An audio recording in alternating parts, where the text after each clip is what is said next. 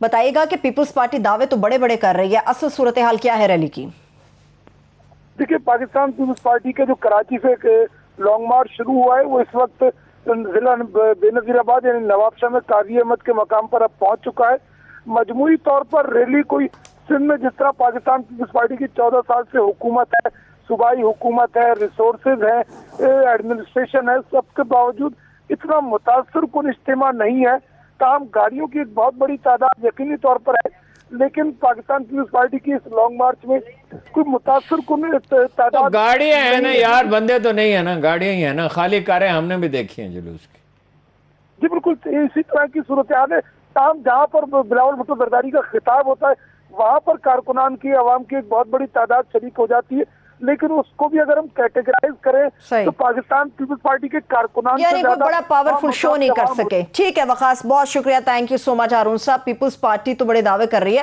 اچھا جی، الزام ہے 30,000 روپے پر وہ پرسن، دعووں کو چھوڑے، یہ دعوے کر رہے ہیں، 30,000 روپے پر پرسن یہ کا کہہ رہا، اس میں الزام۔ اپنا قیمتی وقت کو برباد کرتے ہیں۔ ہمیں دیکھنی تھی سچویشن، ہم نے اپنے نامہ نگاروں کو تاکید کیا، بالکل صحیح صورتحال بتائیں، کوئی نہ کسی کو رو رعایت کرے، نہ کسی کی مخالفت کرے، نہ حمایت کرے۔ اچھا، پی ٹی آئی کا بھی حال پتلا ہے، اس میں شہباز شریف کے وکیل نے آج پھر کہا کہ جی ملتوی کریں سماعت، اور ایف آئی اے نے توہین عدالت کی درخواست دی کہ عدالت کا وقت ضائع کیا۔ ویسے میرا نہیں خیال کہ اس پہ توہین عدالت آسانی سے ہو سکے گی، بہرحال عدالت میں منحصر ہے، جو بھی عدالت فیصلہ کرے۔ اور وجہ کیا ہے جی، ایک وکیل قتل ہو گیا، اس پہ ہڑتال ہے، لہٰذا کوئی وکیل پیش نہیں ہو سکتا۔ یہ اس کو لنگر آن کرتے رہیں گے، اور ان کو سپورٹ بھی ہے اس کو التوا میں ڈالنے کے لیے، آٹومیٹکلی کسی نہ کسی طرح سے سپورٹ لے رہے ہیں۔ فضل الرحمان کے شہباز شریف کی ملاقات ہوئی۔ شہباز شریف کو میں نے ایک فقرہ آپ سے کہا تھا، ایک دن وقت آئے گا آپ کو اس کی تمام شہادتیں مل جائیں گی کہ شہباز شریف صاحب جو ہے نا، وہ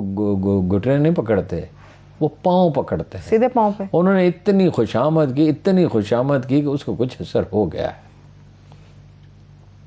انہوں نے کہا جو سرکار کا حکم ہوگا وہی کریں گے، بس جو دل چاہے گا ان کا وہی کر گزریں گے۔ ادھر خان صاحب جو ہے نا وہ بات کم مان رہے ہیں، شہباز شریف صاحب کہہ رہے ہیں جو حکم کریں گے۔ چلیں تو جو لوگ ان کو جانتے ہیں انہیں پتہ ہے ان کا منشور ہے وعدہ خلافی، ان کے منشور کا نقطہ نمبر ہے، کوئی وعدہ کبھی پورا نہیں کیا۔ یہ موٹر وے بنائی تھی جو نواز شریف نے، اس نے کہا نا انڈسٹریل اسٹیٹس بنے گی، وہ اپنی مشینری یہاں چھوڑ جائیں گے۔ وہ انڈسٹریل اسٹیٹس کہاں ہیں، وہ مشینری کہاں، وہ فلیٹ تو موجود ہیں جو کمیشن لے کے بنائے، لیکن جو باتیں پاکستان کے لیے کرے تو وہ نہیں ہے۔ صاحب مجھے یہ بتائیے سراج الحق صاحب کو کیا ہوا؟ وہ الیکشن کا مطالبہ کرنے لگ گئے تو ان کا کیا ایٹ اسٹیک ہے؟ ان کو الیکشن ہوگا، اس وقت ان کی ایک سیٹ ہے، تو ہو سکتا ہے 5-7 میں لی جائیں، تو ہر پارٹی اپنا مفاد دیکھتی ہے، تو وہ نہ دیکھے کیوں؟ اسٹریٹ پاور کے حوالے سے کہہ رہے ہیں کیونکہ اسٹریٹ پاور کا الیکشن سے کیا تعلق ہوتا ہے؟ اسٹریٹ پاور میں ووٹ گنے جاتے ہیں۔ جمہوریت ایک طرز حکومت ہے کہ جس میں بندوں کو گنا کرتے ہیں، تولا نہیں کرتے۔ شاید کراچی کی صورتحال دیکھ کے وہ اتنے کانفیڈنٹ ہیں۔ کراچی میں بھی صورتحال بہتر ہوئی ہے، بلوچستان کی ایک سیٹ ہے جس پہ ان کا آدمی جیتتا رہا ہے، غوث بس بزنجو جیسے شخص کو ہرا دیا تھا۔ صحیح۔ تو مولانا عبدالحق ہوتے تھے، بڑے عالم تھے، بڑے اسکالر تھے، شکاری تھے زبردست، اور ڈن ہل کے سگریٹ پیتے تھے، اچھا، اور وہ انہوں نے ہینڈز ڈاؤن غوث بخش بزنجو کو ہرا دیا تھا۔ تو بہرحال وہ تو اب اس دنیا میں نہیں ہے، ویری ڈیسنٹ پرسن۔ ٹھیک ہے ہارون صاحب، آپ کی خبر کی تصدیق ہو رہی ہے، کیا عمران خان صاحب نے جہانگیر ترین کے ساتھ بات کی ہے؟ یہ تو مسلمہ ہے، اس میں تو کوئی شک ہی نہیں۔ یہ تو آپ نے خبر پہلے دی، میڈیا دیر کر گیا۔ میڈیا تو کہہ رہا تھا آج کے پٹرول کی قیمت بڑھا رہے ہیں، 6 روپے۔ مجھے اوجڑی کیمپ کا دن یاد آیا، میں ایک ہوٹل میں رہتا تھا، فیملی یہاں نہیں تھی، تو مجھے کسی نے جگایا، یار تم سوئے پڑے ہو، اور وہ بھی چھت پہ ایک کمرہ تھا، اور یہ میزائل برس رہے ہیں، یہاں تمہارے کمرے کے آس پاس سے گزرا، میں نیچے آیا، ایک آدمی کہہ رہا میرا آئی سے تعلق ہے اور انڈیا نے حملہ کر دیا ہے، شہر کو گھیر لیا ہے۔ میں نے کہا او خدا کے بندے، تیرا کوئی تعلق آئی سے نہیں، تو جھوٹا ایک نمبر کا۔ اور میں نے لوگوں سے کہا کہ تو ریڈیو کھولو، ٹی وی کھولو، یہ کوئی ججمنٹ دینے کا وقت ہی نہیں ہے، انتظار کرو، ابھی حکومت بتائے گی کیا ہوا ہے، خبر تو دینی پڑے گی نا ان کو، اور صحیح بات بتانی پڑے گی، اس کو چھپا تو کوئی نہیں سکتا۔ درست بھائی آج کا دن جب پرویز خٹک کو آپ جو بھی کہیں، غیر ذمہ دار آدمی پرویز خٹک نہیں ہے، ہاں غیر ذمہ دار نہیں کہا، مطلب اس میں اور کمیاں ہوں گی، خامیاں ہوں گی۔ اس نے کہا ہے تو بھائی یہ دعویٰ کرنے کی کیا ضرورت ہے کہ یہ 8 روپے آج بڑھ جائے گا، 6 روپے بڑھ جائے گا، یہ ہو جائے گا. سیدھا سیدھا کہہ دیا منظوری ہو گئی. اپنی ساکھ برباد کرتے ہیں. تعجب مجھے بھی تھا ان حالات میں کیسے کم کریں گے، میں بھی سوچتا رہا. لیکن بھائی اس کا ایک ہی طریقہ ہے کہ انتظار کریں وزیر اعظم کی تقریر. صحیح ہے. ہارون صاحب مجھے یہ بتائیے کہ عمران خان صاحب کل لاہور تشریف لا رہے ہیں، کچھ بڑا ہو سکتا ہے کل؟ کوئی کیا کہا جا سکتا، کل کوئی بڑا اعلان ہو جائے؟ دیکھو نا، انہیں مشورہ تو یہ دیا گیا ہے. باقی خان صاحب آپ کو پتہ ہے بے لچک آدمی ہیں.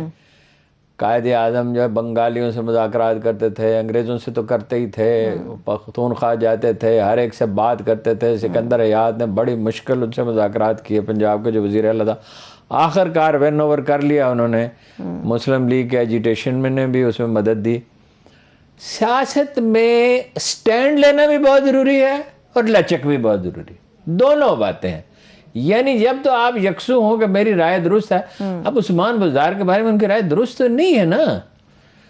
اس کی وہ ایک اور توجیہ کرتے ہیں کہ لیڈر کا یہ کام نہیں ہے پاپولر اوپینین پہ جائے، مگر لیڈر کا یہ کام تو ہے کہ صحیح تجزیہ کرے، صحیح لوگوں سے مشورہ کرے.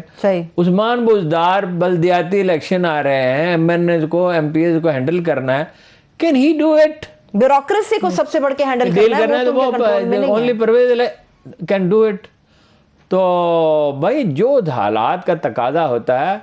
آپ وہ عمران خان صاحب کا ایک دن وہ آیا ہوا تھا وفد ان سے ملنے کے لیے، بریڈ فورڈ یونیورسٹی کے ساتھ افیلیشن تھی، اب نہیں ہے نیول کالج کی. تو مجھے کہنے لگے ذرا بورچی خانے کا چکر لگا لیں یار، مہربانی کریں. میں نے کہا کیوں؟ میں نے بورچی خانے میں کیا کرنا ہے؟